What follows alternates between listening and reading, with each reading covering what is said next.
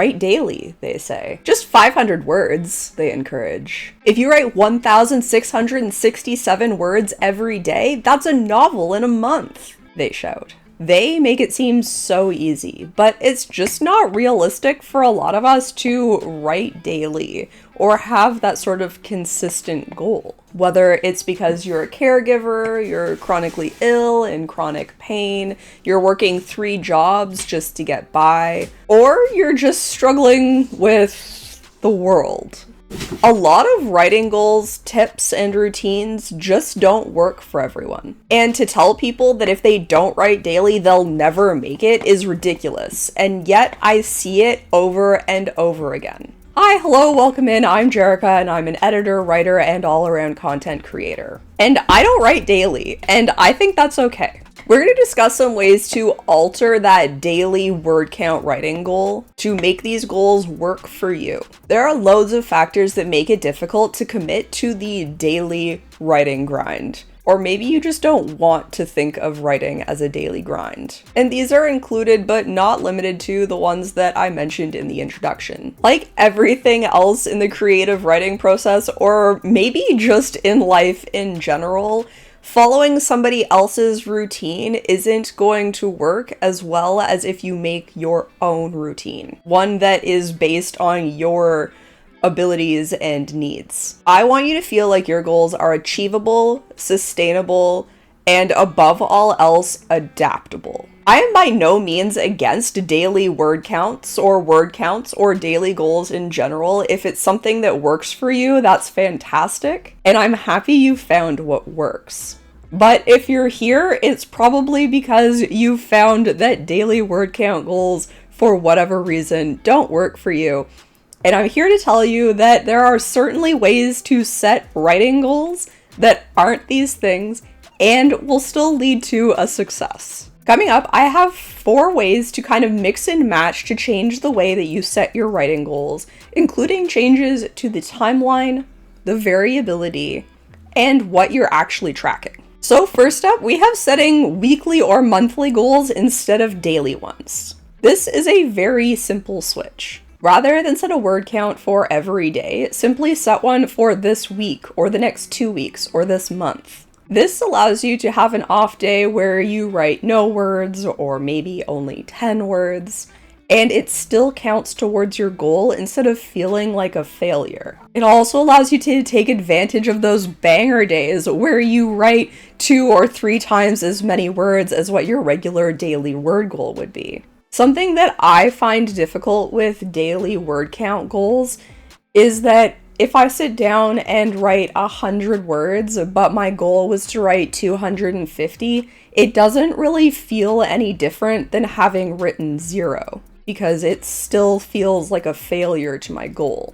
I would much rather give myself permission to take a day off and know that I can bank words for those rainy days. The same way that writing only 100 words when my goal is 250 feels like a failure, when I sit down and write thousands of words, those extra words also don't really matter. Of course, I'm happy that I got words on the page for my project, but there's something about this daily word count goal that just doesn't feel right to me. My brain gets too wrapped up in that specific word count. To the point where sometimes if I've written my word count, I'll just stop, even though I have more words in me. This, of course, all comes down to the mindset that I just talked about, and you can work on changing your mindset instead.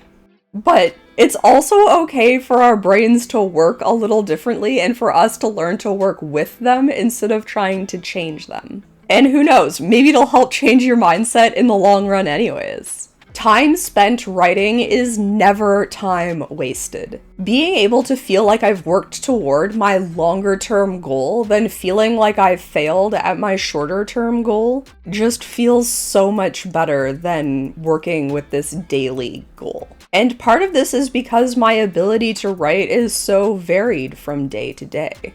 Which brings me to my next suggestion, using leveled or mutable goals. As you'll notice as we move through this list, all of these suggestions can kind of build on one another. So You can use leveled and mutable goals with daily goals, or you can lengthen those out and go with these weekly or monthly goals as well. But I'm kind of putting the cart before the horse, and I should probably tell you what leveled and mutable goals actually look like. The concept is simple, but the planning and tracking is a little bit more involved, at least when you're first starting out. Leveled and mutable goals are best for those people with schedules and abilities that vary drastically from day to day, or week to week, or month to month, whether these variations are planned or not. For instance, those that have to schedule around pain flares, focus and sensory disturbances, or have a changing work schedule might find this style of goal particularly helpful.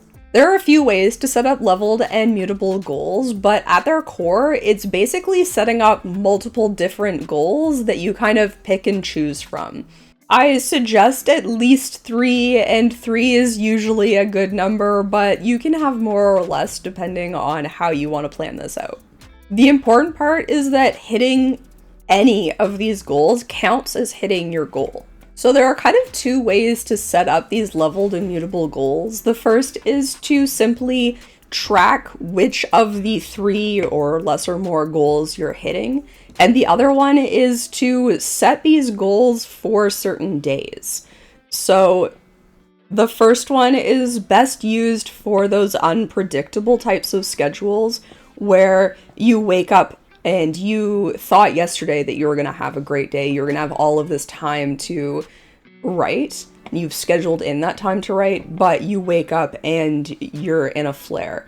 And so while you still have the time to do it, you're probably not going to be as productive. But that's okay, because it means that as long as you hit that very easy goal, you've hit your goal for the day. The other way to set it up is if you have a predictable but varied schedule. So for instance, you have to take little Johnny to soccer on Wednesdays, then that is a day where you'll kind of schedule in that lower goal. I keep saying that, you can set these on a weekly or a monthly level as well.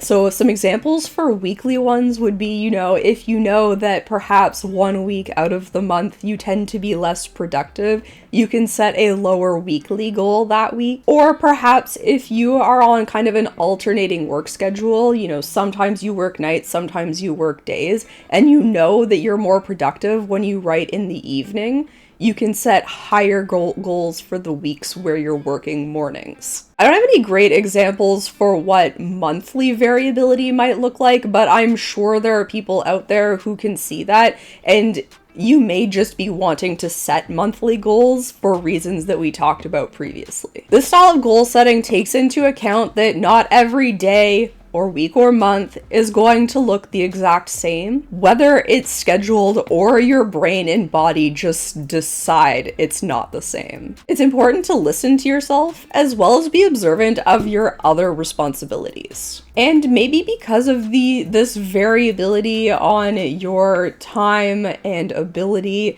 you don't even want to set a word count goal. There are other things you can track.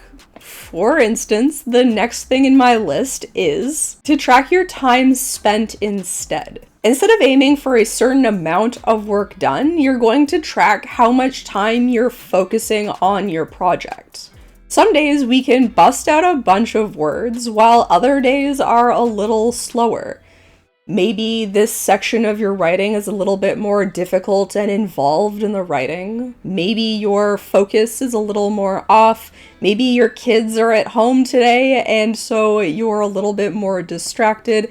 Maybe your hands aren't working as well as they do sometimes. So even if we schedule in that hour of writing time, we may not be getting the same amount of words every time. This type of goal is also especially beneficial if you want to keep the same goal going, whether you're outlining, researching, writing, or editing. Every type of work that goes into your project will be accounted for with this same goal, making goal setting a little bit easier. And also gives you a tentative goal for some of those things that aren't as measurable. For an outline, usually your goal is done, which isn't a particularly measurable thing. You don't really know when you're 50% done your outline. Or like maybe you could figure it out, but by using time spent, there's an actual number to be tracking. And of course, again, this can be mixed with all of the goals above, whether you want to make this daily, weekly, or monthly, and if you want to make it leveled or mutable. There are a couple of things that I want to make sure you're thinking about if you're going to do a time spent goal. The first one being that you do have to be focused on the project. So while you may be a little bit more distractible, like I talked about before, I don't want you to count time scrolling Instagram. You do have to be intentionally working on your project. It doesn't mean you have to be actively typing, but be aware if you start to do a different task. If you're mindlessly scrolling Instagram, if you're writing a grocery list, you want to make sure you're being intentional about spending what focus you do have on your project. Find ways to help keep yourself focused on the task at hand. Consider things like timers, certain music, app blocking apps, whatever will help you stay focused, or as focused as you possibly can be. Another note that should be considered for any of your goals, and I briefly mentioned it already, is to schedule time to write. Put it on your calendar or into your planner or whatever you need to be like, this is my time for writing. Know when you plan to sit down. Of course, be kind with yourself if you happen to miss your scheduled time, but really try to reschedule it. Often, putting it down on paper will actually help you make the appointment. It'll make you get the thing done. We tend to fill our free time with stuff to do or doom scrolling or something like that.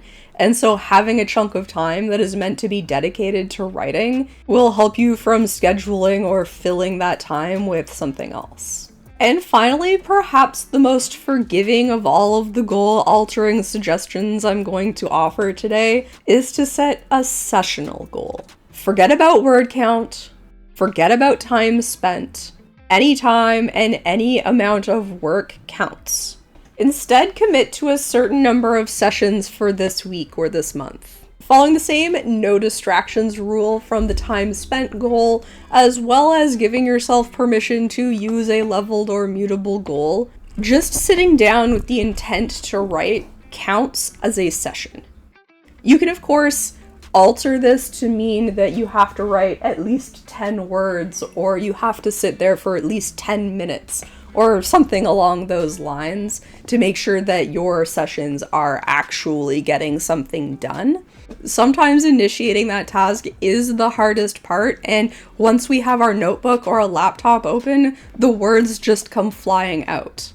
So rewarding ourselves for sitting down to write, even if we don't get a lot written, can be a really helpful goal. And now for some final thoughts on all of these altered goal suggestions. Set goals that work for you and your lifestyle, body, and mind. Every day is different, and for some of us, the variability from day to day is a lot more than others. Our motivation, energy, and inspiration can all wax and wane, although I do caution against using lack of motivation as an excuse because sometimes you do just have to bang your head against the desk. I'd love to know how you've adapted your goals to make them more achievable than the ever-present write daily. So please tell me down below, especially if it's something like one of the suggestions I've made today, because I'd love to know how that's worked for you. I'm sure everybody else would like to see how it's worked for people in practice. This is not where my thoughts on goal setting and getting end, so keep your eyes peeled for more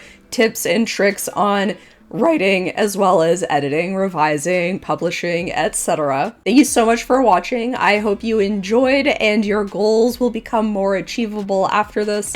I had a blast. Catch you next time. Bye. Bye, buddy. Goals are best for those people with oh yeah? Maybe we don't press buttons, buddy. Yeah, so soon, buddy. I've got 2 more shorts. 3 more shorts.